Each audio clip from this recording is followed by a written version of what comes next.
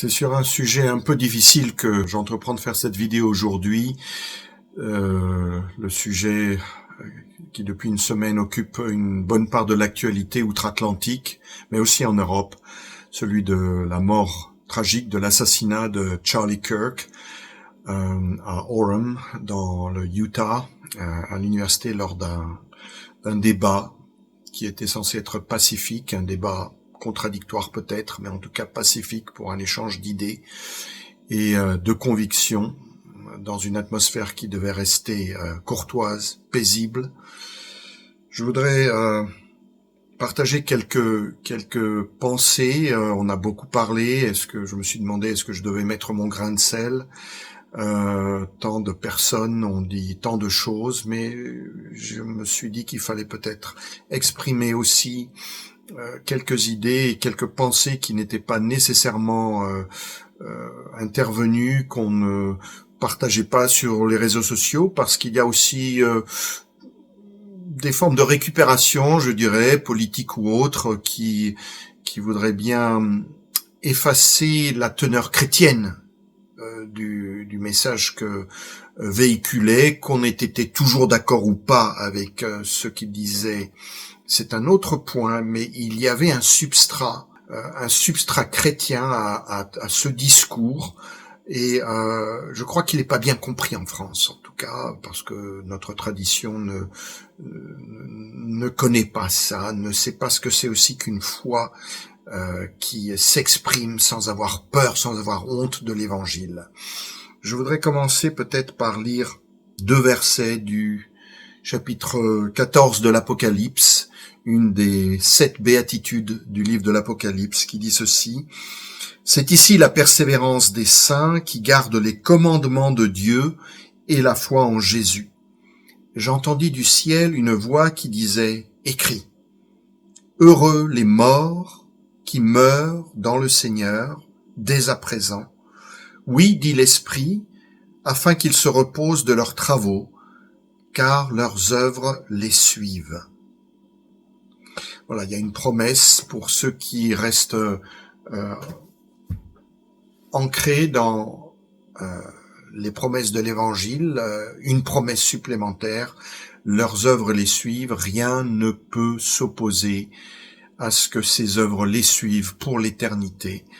Et encore une fois, qu'on ait pu être d'accord sur tout ou pas, parce que j'aurais certainement eu des choses à dire sur un certain nombre de points, de questions de politique internationale, peut-être, de soutien ici, à ceci, à cela, mais peu importe, il y a dans le discours de Charlie Kirk une volonté d'être ancré et, si nécessaire, de se réformer à la lumière de ce que dit l'Évangile, afin de ne pas nier que Dieu a parlé et que quand Dieu se révèle, il faut être à l'écoute. Il y a une chose qui me frappe particulièrement, c'est la polarisation, et même plus que ça, la haine qu'on a vue déferler sur les réseaux sociaux avec des messages qui sont réjouis d'un meurtre en direct, filmé et vu par des milliers, des millions de personnes, qui naît d'une culture de haine, de violence. On a affaire à des réactions de type démoniaque, disons-le.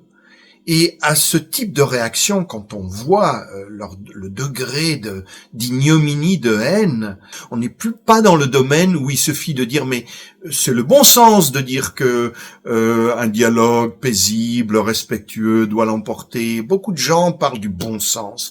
Je ne crois pas vraiment au bon sens en ce sens-là. Quand on a affaire au mensonge tel qu'on le voit dans nos sociétés abreuvées de perversions de toutes sortes, et qui les mettent au pinacle et qui les défendent, et elles se répandent comme une traînée de poudre sans qu'on puisse même parfois les reprendre. On a besoin d'autre chose que du bon sens.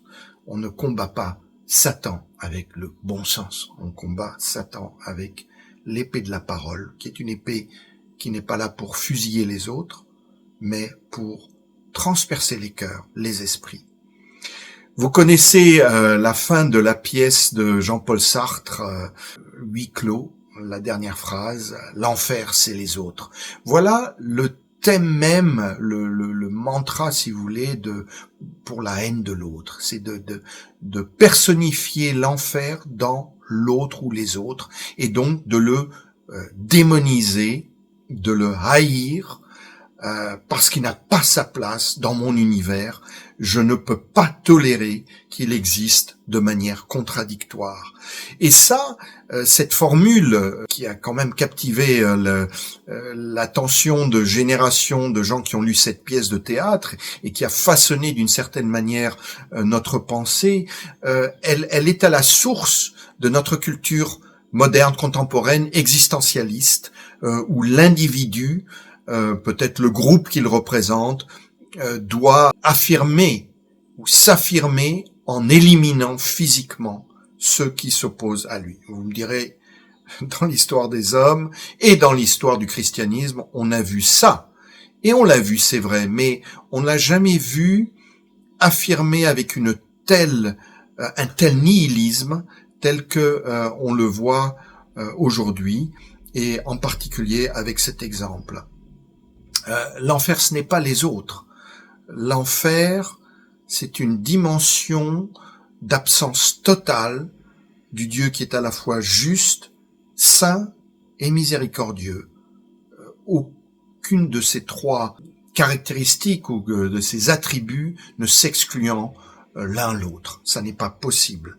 Mais refléter, être créé à l'image de Dieu, ce que nous affirmons en tant que chrétiens, ce que j'affirme moi, c'est dire que l'autre est aussi créé à l'image de Dieu et que, en ce sens, il a droit à une forme de respect et que son intégrité doit être protégée. Je ne dis pas que des peines appliquées par un système judiciaire à la fois légales et légitimes ne doivent pas avoir leur cours, elles doivent avoir cours, mais que moi, en tant que personne, en tant qu'individu, je dois considérer l'autre comme mon prochain. Je peux être en désaccord autant que je peux, et je le suis personnellement. Je n'hésite pas, je n'ai pas honte de le dire ou de l'écrire dans les vidéos que vous voyez, que je poste, ou dans les articles postés sur le site de Foi et Vie Réformée, sur notre page Facebook. Il est non seulement possible, mais il est nécessaire de s'élever contre toutes sortes de discours qui sont destructeurs, qui sont pervers. Mais les personnes en tant que telles, les personnes, leur intégrité et leur intégrité physique doit être respectée. Et j'en parle aussi en tant que, je ne le dis pas souvent, je le dirai une fois ici, mais je le dis en tant que descendant ou appartenant à une lignée qui a été immensément persécutée au cours de l'histoire et encore au XXe siècle, et pour son identité chrétienne en particulier. Et toutes ces atrocités qui ont été vécues, je les porte aussi dans mon cœur, elles sont gravées d'une certaine manière dans la chair de mes ancêtres et dans mon cœur et dans mon esprit. Et c'est à la lumière de cette histoire personnelle, mais aussi et plus encore, d'un ancrage dans ce que nous enseigne la parole de Dieu, que je voulais apporter cet élément de réflexion, parce que je crois que il est temps aussi de se réveiller au sens où le fait de considérer l'autre comme disposant et étant revêtu d'une dignité qui lui est accordée par son Créateur, comme elle l'est accordée à ma personne, ne devrait jamais empêcher la critique, le débat contradictoire, l'argumentation, et d'apporter une lumière par le débat, ce que nous essayons de faire sur notre chaîne YouTube, parce que ce n'est pas en niant les différences, ce n'est pas en supprimant pour retomber dans une sorte de gloubi-boulga indifférencié, une sauce indigeste et incolore et inodore, que on permet à la vérité de prendre le dessus, d'émerger, d'être vue pour ce qu'elle est. Ce n'est pas en éliminant ces différences, c'est en les affirmant, mais en les affirmant dans le calme et la pondération aussi.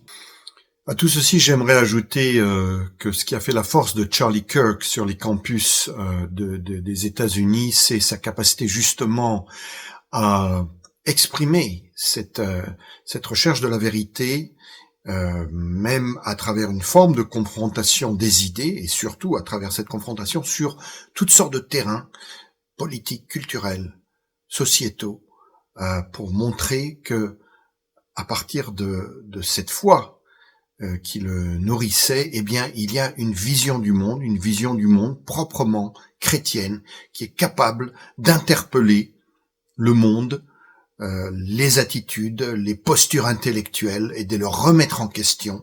Et c'est ça qui a fait la force de ce mouvement et qui continuera à le faire d'ailleurs, parce que le mouvement va continuer à exister. Et c'est cette vision globale qui n'hésitait pas à s'occuper des sphères de la société dans leur diversité, en les mettant, comment dirais-je, sous la lumière de la parole révélée, et avec les implications que ça pouvait apporter, que ça devait nécessairement apporter dans les attitudes, dans les cœurs et dans les intelligences. Voilà ce que m'inspirent ces événements, mais je crois que il y a un turning point, puisque c'était le nom du mouvement de Charlie Kirk. Il y a un point tournant, un point de bascule qui va nous venir, qui nous est venu, où face aussi à une oppression et à une persécution montante vis-à-vis des chrétiens, et pas seulement dans les pays du Proche ou du Moyen-Orient ou d'Afrique ou d'Asie, d'Extrême-Orient ou d'ailleurs, il y a une vague de sentiments très très fortement anti-chrétiens qui se manifestent. Eh bien, c'est là qu'il faut avoir ce courage de ne pas avoir honte de l'Évangile. Au contraire.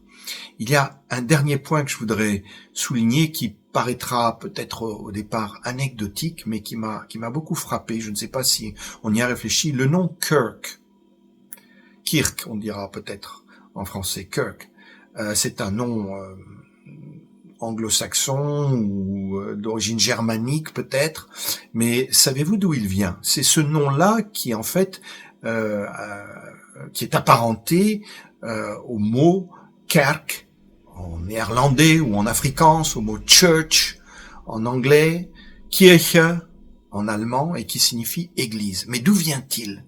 Le savez-vous?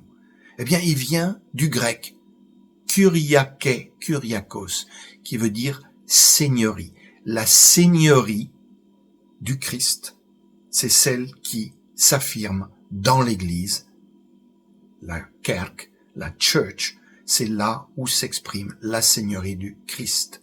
Et puissions-nous nous rappeler de Charlie Kirk en nous rappelant que son nom nous ramène à la seigneurie du Christ en premier lieu sur son Église.